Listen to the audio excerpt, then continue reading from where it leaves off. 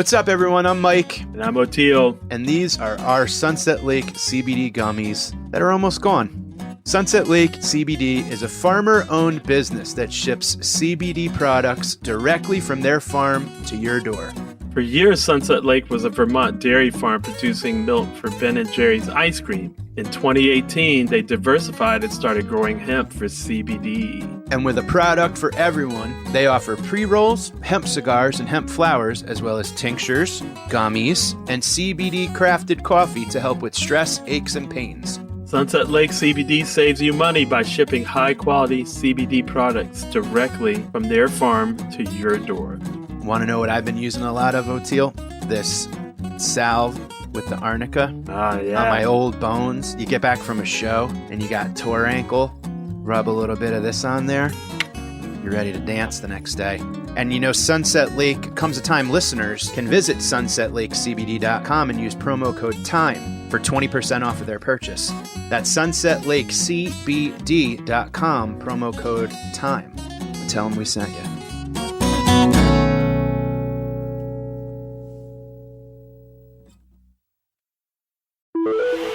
Osiris. What's up, Oteil? I'm doing great. How are you doing, Mike? I'm doing fantastic. Thanks to Garcia Handpicked, our sponsor.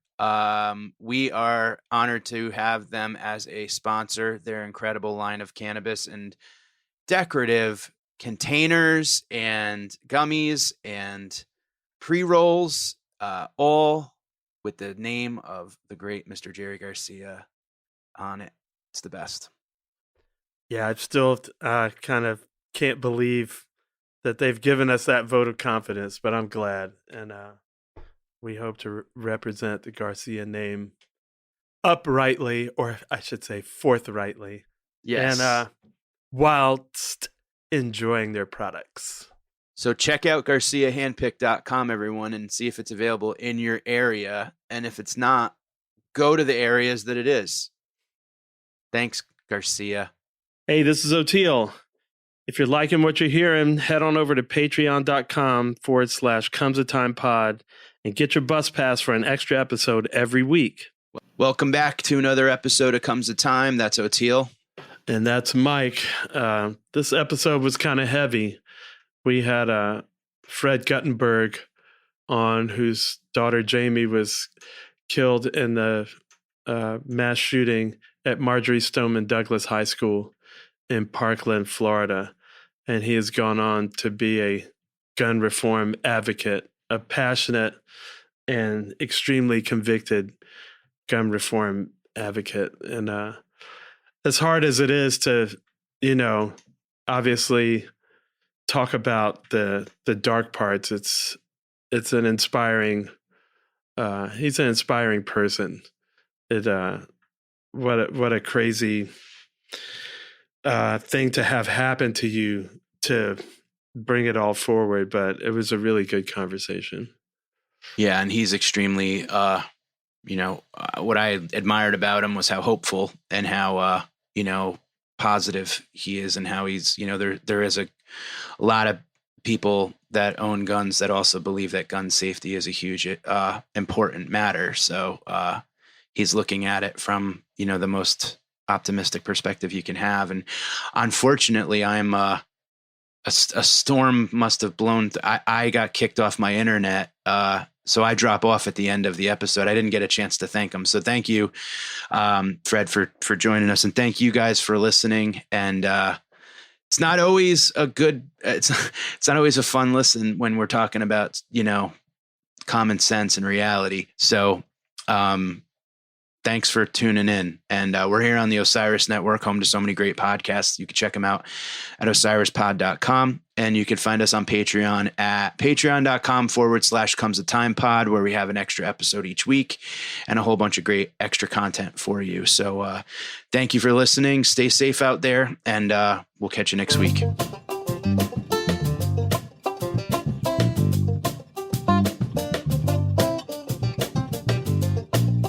Well, Fred, thank you for being with us today, man. We, in some ways, I don't want to say I avoided the topic, but for the podcast in general, But through the pandemic and all the George Floyd stuff and everything, it was so much to go through, but I'm really glad to have you on because I think it's always a good time to talk about it and until it's fixed. Yep. And so I really appreciate you doing that. We were talking just before about how we're dealing with the COVID spikes, and you were saying you're out in the country in an undisclosed location. So you could be outside, but not around people. I'm still in Florida, so I'm kind of like withdrawing back in Boca Raton. Oh, around the corner from where I live down there. Yeah. Yeah. So it's I like being outside and stuff, and I need that to keep my sanity. Yeah. But yeah, grocery store and all that stuff is off. So you're enjoying your time in the country right now? You know what? I am. This is where I come for what I call peace, and my story. For my wife and I and my son, getting away and just kind of in the mountain air is where we go for peace. It's just where we don't know people, where people don't wonder when they see you, how are they doing? Are you doing okay? And I appreciate that people are always concerned, but for us, it's also good to get away from that. And in this time of COVID, we can, for the most part, live our lives, being outdoors and just out in the fresh air without being surrounded by fear of the virus. Yeah. And so it's good for us. And for those who don't know, your story, would you be able to kind of, bring us through? Yeah. So, most people who do know my story know when it began publicly, which was February 14th, 2018. But I'm going to start a little before that. In October of 2017, my brother, 1 year younger than me, died of cancer related to his service in 9/11. My brother ran the triage for the World Trade Center. He was a physician and at the time the deputy medical director of the New York Fire Department. And I take that step back to let you all know I'm one of 5 kids. All my siblings are still alive. My parents are still alive. We as a family just had not dealt with grief until my brother was sick and eventually died. And so after he passed, I was going through a tough time. A year before he passed, I had sold my business. And the year of 2017, I spent mostly going back and forth to New York almost every week to help take care of him. He was single. He didn't have kids. After he passed, I didn't know what I was going to do. And my wife encouraged me to take the rest of the year off, November and December, just for the first time in my adult life, try to chill. I'm not very good at just chilling, but she wanted me to do that. By January of 2018, I was going a little nuts. I needed to be active again and busy. I needed to have a plan. I needed to have a purpose to wake up for in the morning. So I started actively looking.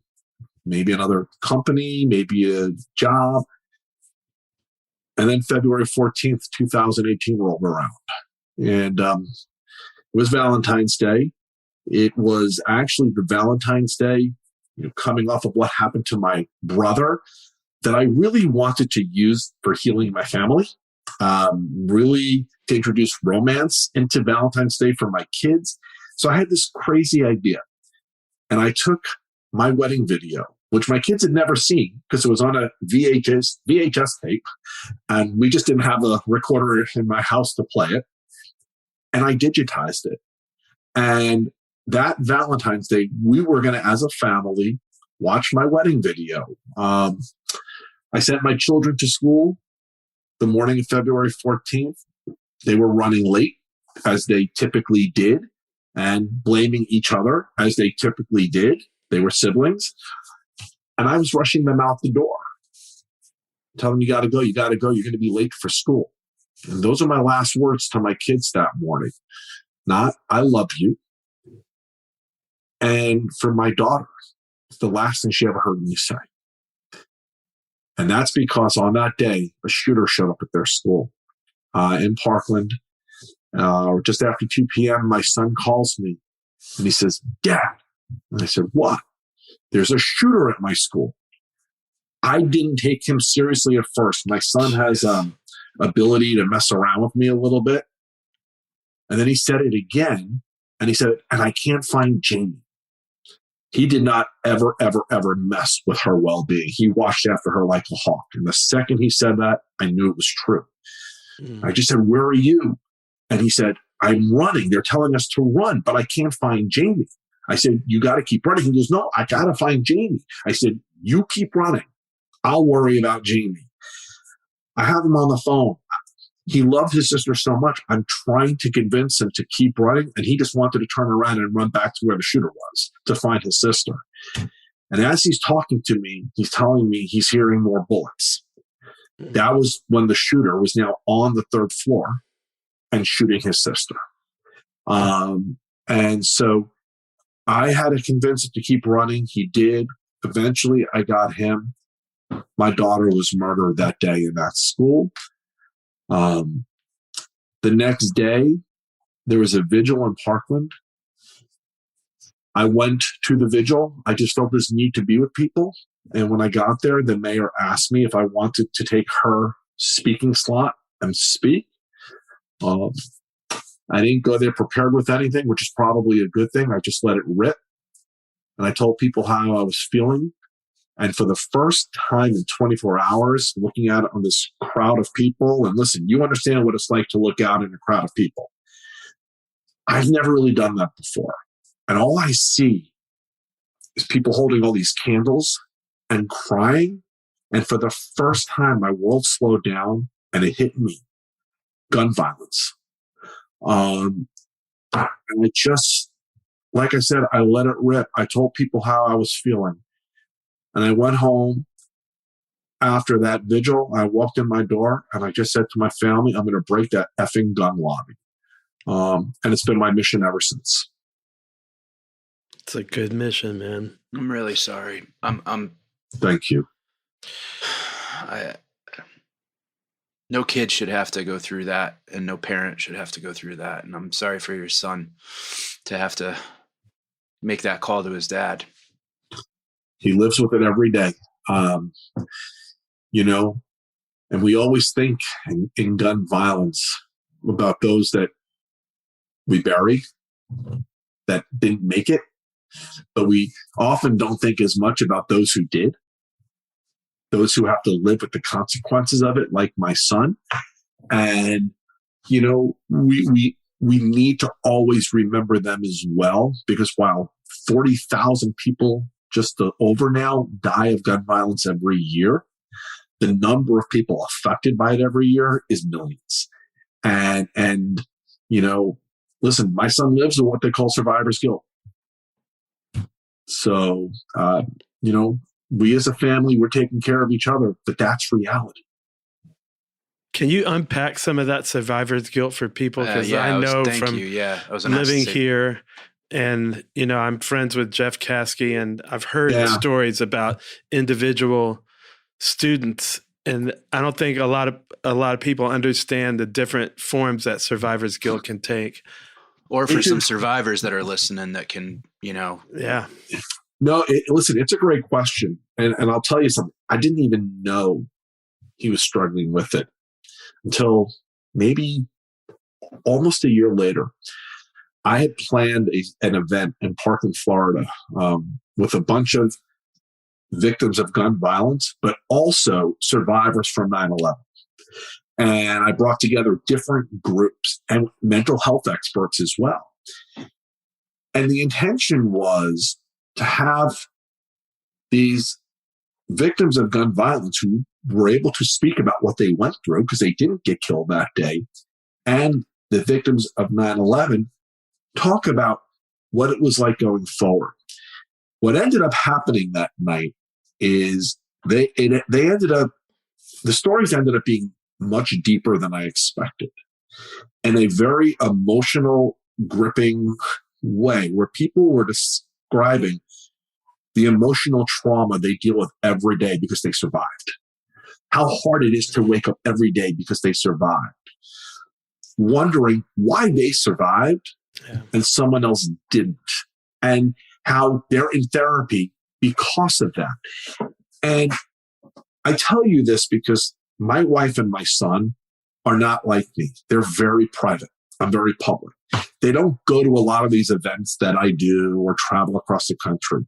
But because that one was in Parkland, they decided, we'll go. And this seems like maybe would be good for us because everyone thought it was going to be kind of more of a healing thing.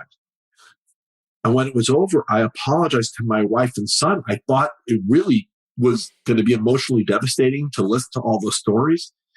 And my son just looked at me and goes, Dad, that's how I feel every day. And I just said, I'm sorry. I wasn't even thinking about that possibility. And, but it is how he was feeling every day. And to this day, still is angry at himself that he listened to me and didn't turn around. Okay? Does not understand that had he turned around, he likely becomes another victim. Yeah. And but that's the way he thinks. He is angry that he didn't try. He is angry that because he was her older brother. He always, while they were typical siblings bickering, he protected her like a hawk, and he took that seriously. And to this day, he's upset that it was her and not him. He thinks if it were him, he would have had more of a chance to maybe do something. Yeah. And that's survivor's guilt. It is this unknown quantity, where you wonder, well, if I had done something different, could I have saved them? Or why was it them and not me?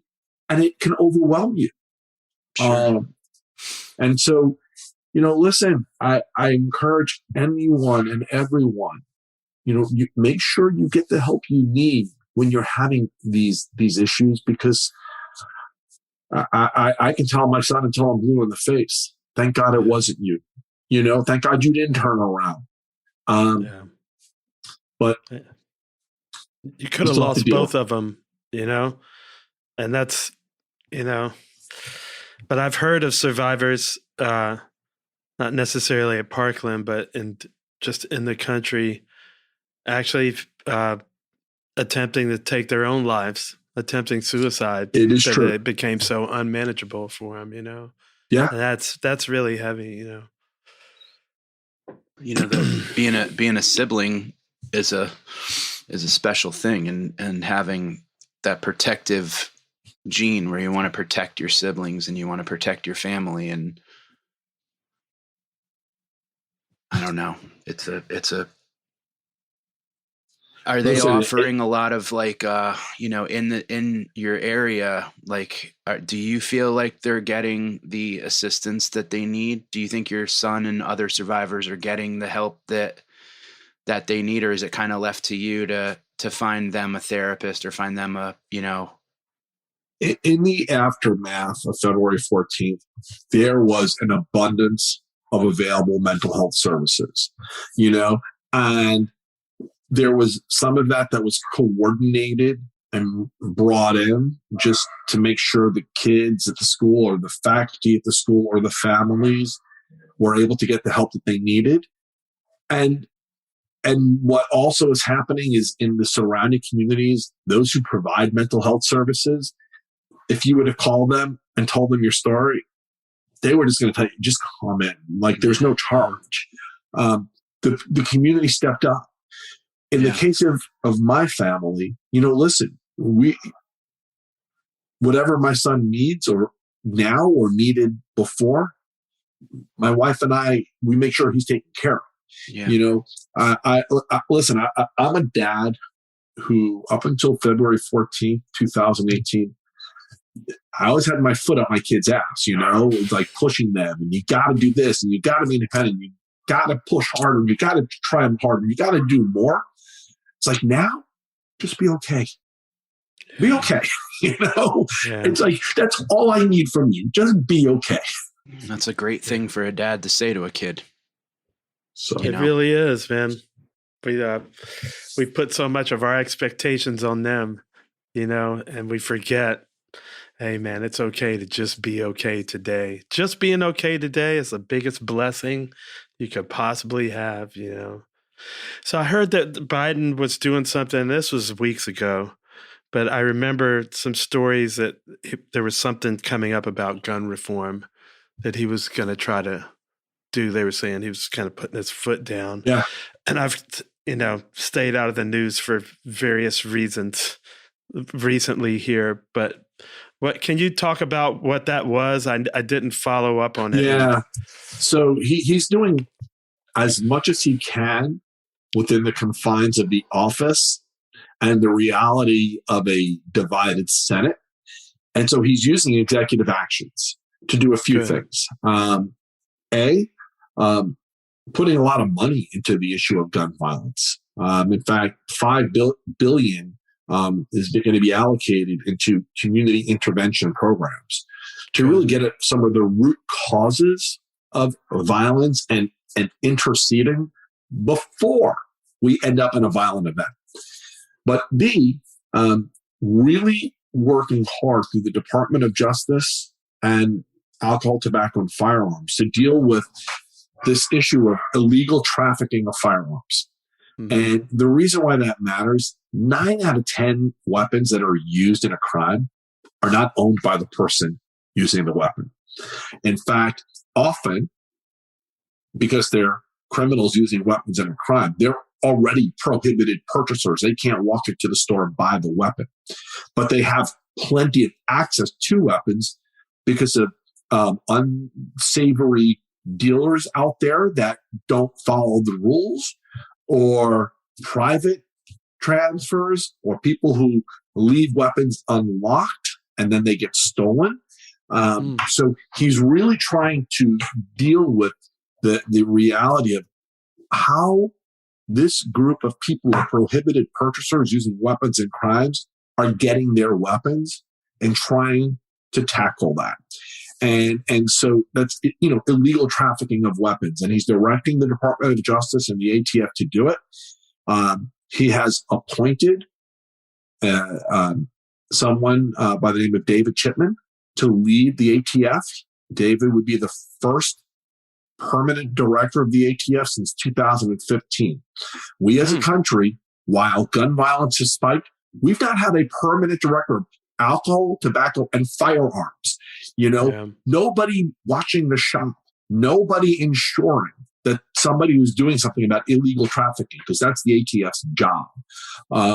So I will tell you, I'm concerned that nomination is not going to happen, because you have a lot of these groups putting a lot of money into members of the Senate to have them vote no, because they do not want a permanent director.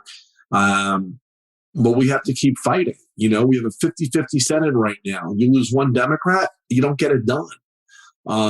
So we have to keep fighting, and we are. But Joe Biden is trying to do everything he can to ensure that we can bring some kind of sanity to this conversation. Listen, I don't hate gun owners. I hate gun violence. And the majority of gun owners agree we can do more to reduce gun violence. Yeah. I'm someone who believes you can be a gun owner and for gun safety. So we have to break through these walls that existed for too many years that said, hey, if you believe in gun safety, you're anti-gun. No, not true. Or you hate the Second Amendment. No, not true. Or you hate gun owners. Not true. So we have to break through these walls. Our lives depend on it. Thanks for listening. We'll be right back after this. What's up, everyone? I'm Mike. And I'm Oteil. And these are our Sunset Lake CBD gummies that are almost gone.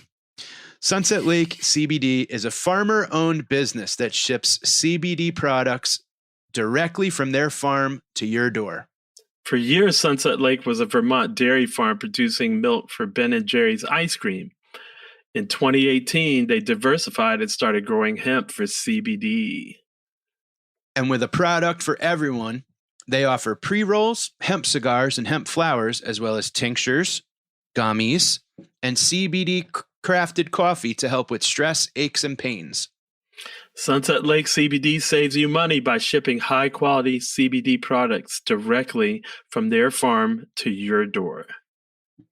Want to know what I've been using a lot of, Oteil? This salve with the arnica on my old bones. You get back from a show and you got tore ankle, rub a little bit of this on there.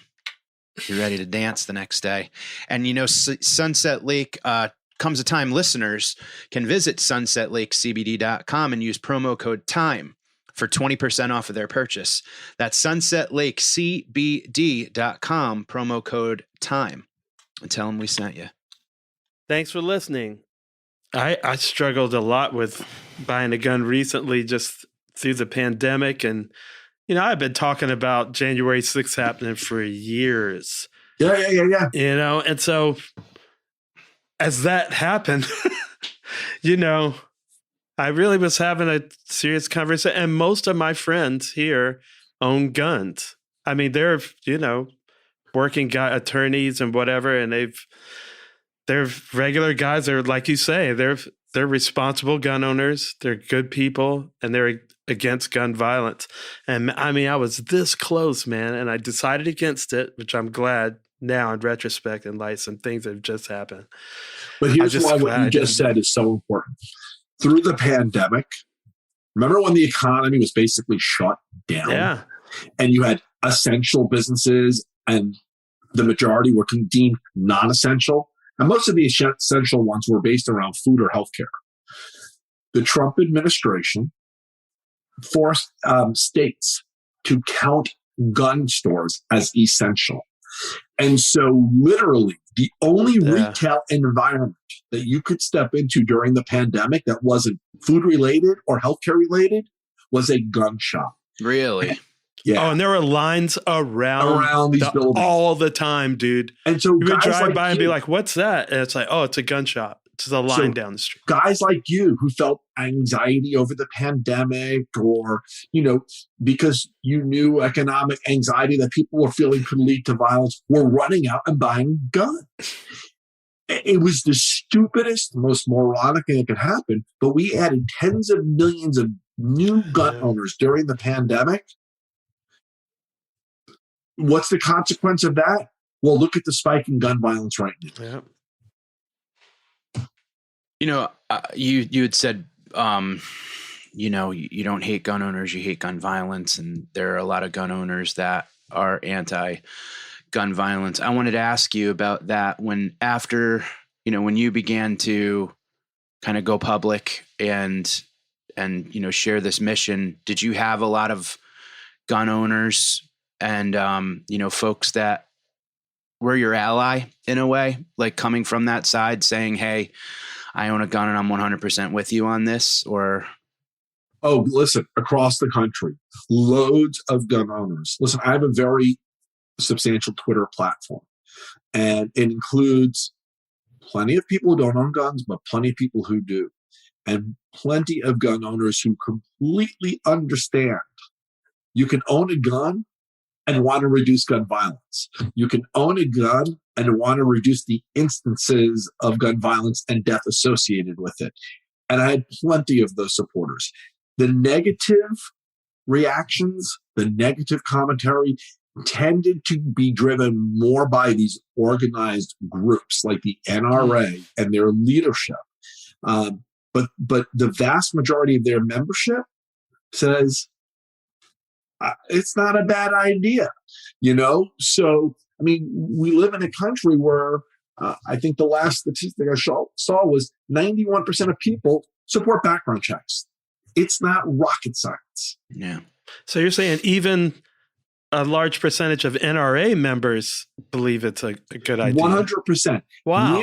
There's the That's leadership interesting. of the NRA and what they tell you their membership believes or what they spend their money to drive messaging on. But then there's the actual membership, many of whom pay no attention to what the NRA actually says. But, when they bought their gun, they signed up. So the majority of gun owners support measures like enhanced background checks, like red flag laws, because they recognize it can save lives. They recognize even if you own your gun, if you're walking down the street and the guy with the gun is walking behind you and you don't know, he's still going to be able to shoot you. Or if you're sitting in a movie theater or you're walking through, listen, there was the Walmart shooting in Texas 2 years ago. And there were gun owners in that store at the time where the shooter was in the store with his assault weapons. And you want to know what the gun owners were doing? They were down on the ground helping people who were shot. Okay. So, having your gun doesn't stop gun violence. And so we need to work together on that. I wondered, we always get into this conversation about how much of this is baked into the cake of our society. Is it in our societal DNA, just this Wild West? I wonder, I grew up, my dad was in the Marines and he had a shotgun in the house. We never knew where the ammo was. It was just leaning up in a corner in the back somewhere. So I never knew how to fire a gun as a kid. He never taught me to shoot, but I remember growing up with a gun in the house, but it was just it was almost like a museum object. Like if something happened, he knew where the bullets were and blah, blah, and that maybe it would be used. So I think that's kind of an argument against that it's in our DNA, because I grew up with a gun and I'm not like that, but that doesn't account for everybody else. There's a lot of hunters that, I just wonder, why is it? Because it seems like we're literally insane. So it's not in our DNA. In fact, I was just in a wonderful documentary called The Price of Freedom, which looks at the history of the NRA and the history of gun laws in this country. The vast majority of this country's history, basically all the way up into the 70s, was one where we actually had gun safety, where we actually passed laws. And in fact, if you go into the 60s and the 70s, you could there were those who were trying to use the issue of guns to take away guns from certain groups of people based upon race and other issues. You know where I'm going with this, but the vast majority of this country, and by the way, those were the same people who now want to obliterate all those laws. Was a country of gun safety. What changed was in 1977, not that long ago in this country's history. At an NRA national convention, there was a mutiny at the NRA convention that ended up leading to the NRA leadership being tossed, and this new guy coming in and taking over the NRA. And what's really interesting about the person who came in and took over the NRA, and nobody knew it until the documentary came out, he was actually a convicted murderer, and had gotten off later on a technicality, changed his name. His name is Harlan Carter. Changed a vowel in his name so nobody would ever actually know of his conviction. And this is the guy who took over the NRA and turned them into the organization that you see today, pushing the laws or the reduction of laws that we see today. This is not part of our DNA. This is a relatively new occurrence.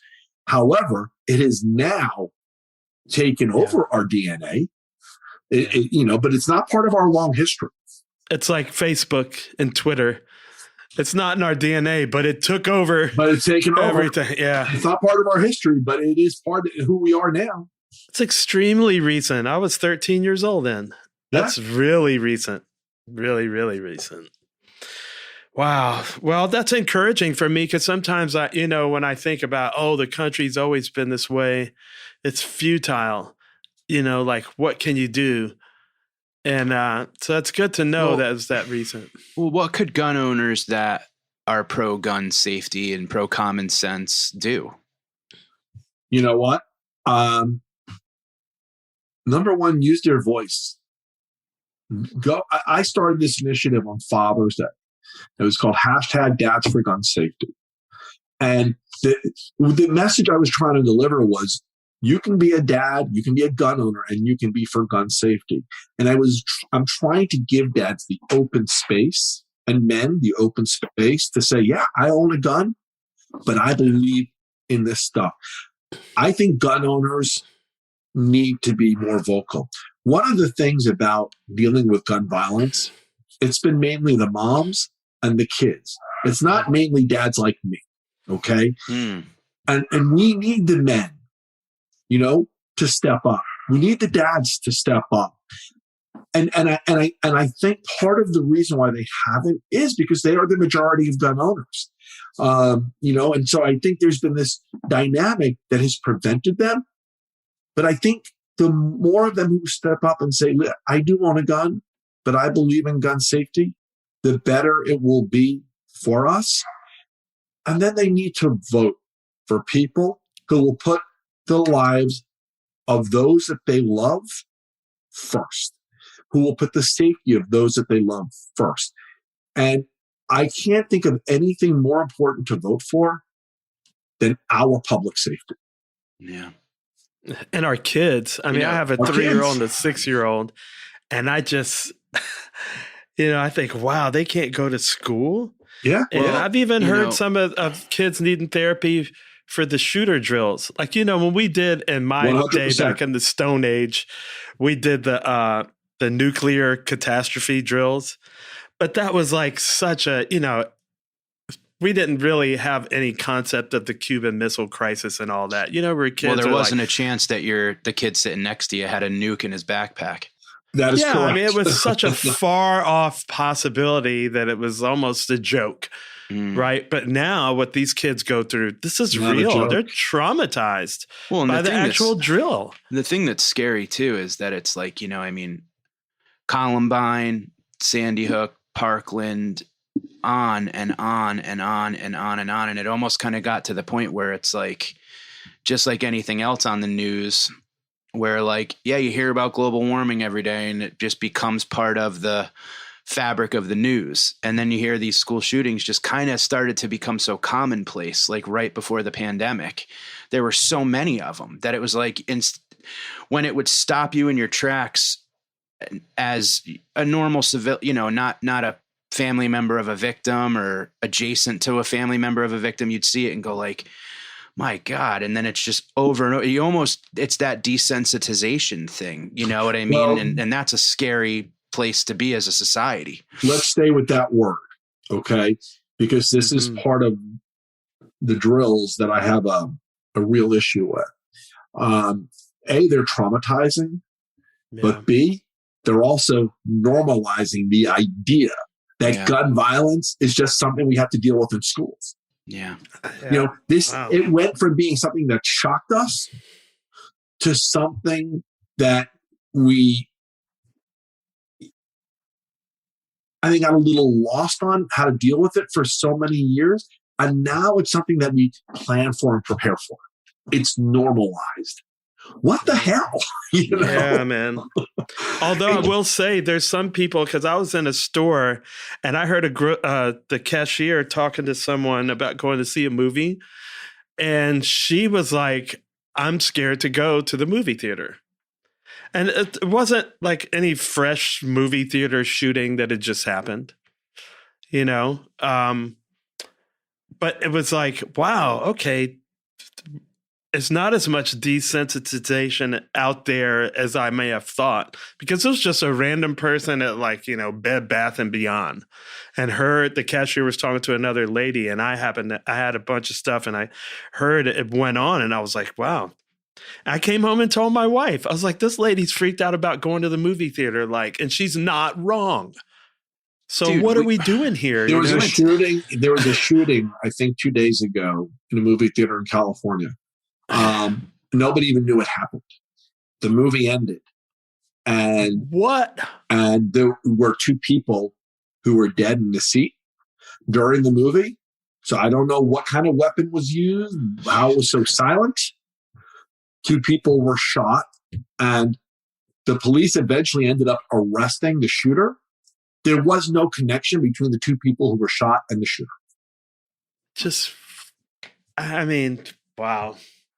We went to see, I remember we were going to see a movie, maybe it was this most recent Joker movie or something, and in New York, in the city. And there was like something on the local news or whatever, I forget where it was, maybe online, that it was like, if you're going to see this movie, like, be aware of your surroundings, be aware of people that it might be dressed in costumes, be aware of, like, people were fearful that movie was going to bring out some gun violence in theaters. I remember that.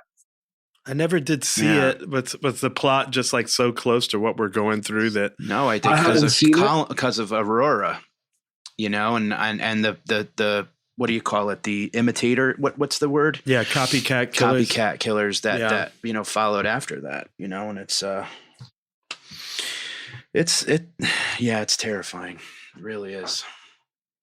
But then I think about the people that we always try to talk about the hopeful side of things, on this podcast too, and the common sense of it all. And, I'm happy to hear that there are, like I think you had said 91% or something of gun owners that support the fact that this can't be.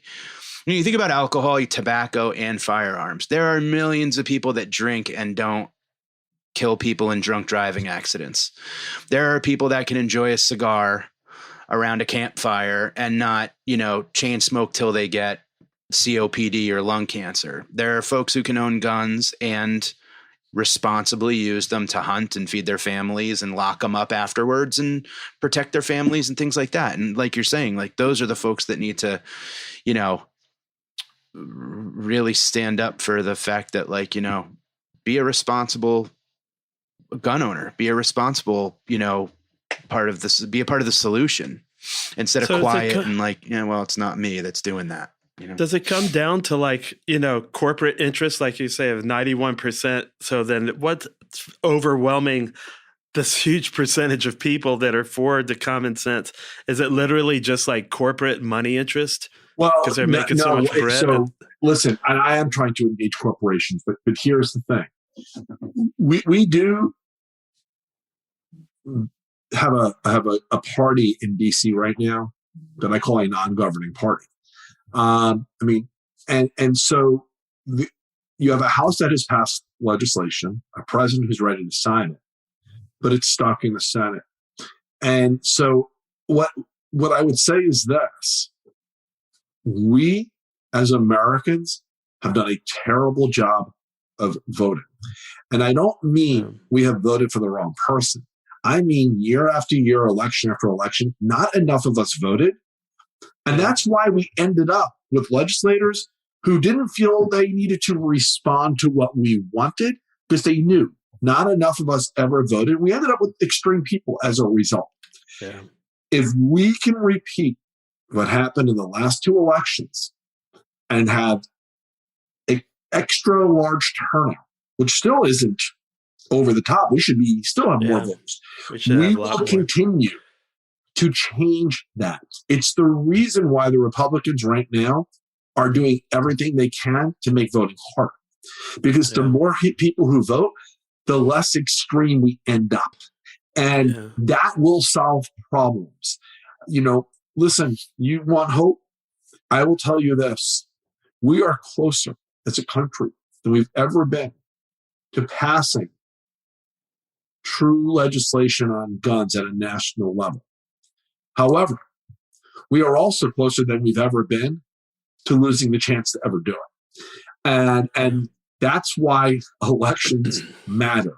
The past 2 elections, People have gone out and they have voted on this issue of guns and delivered a House, a Senate, and a president who's willing to do something about it. We need one more election to solidify that and the numbers of people who want to do something about this, and we will get it done. But elections have consequences, and people need to vote. There is nothing more important than whatever it takes. You have to wait 24 hours in line, you wait, but you got to vote. So we got to inspire more people to vote because, you said, turnout was up, but it's still, there's so many people that don't vote, and it's hard to blame them. But I feel like I can put some of the blame on ourselves, on myself, and not making a better case to them why they should. Because there really is, you always hear about the 99%. It's like if we could get 79%. Yeah. If we could, or even 69%, or whatever.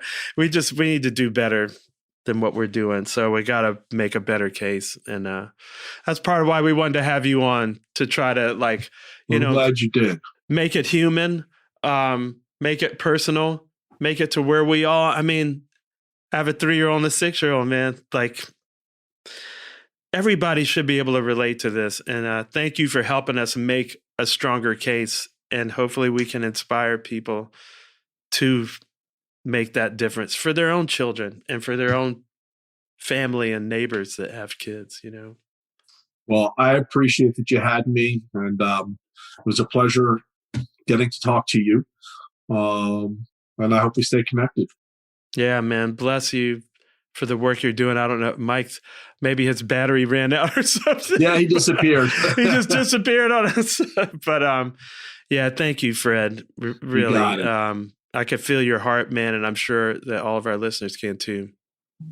Thanks much. And you know what? Also, before you go, I do want to say one thing, because I was watching you talk on a YouTube, and it's relevant to something you said before on our podcast. You were talking about the places that you turn to get your inspiration and to keep filled up. And one of the places, I think it was maybe about the book, Find the Helpers. That's my book. And you were talking about turning to houses of worship. And, and one of the themes for me on our podcast is always trying to find the baby in the dirty bathwater of religion.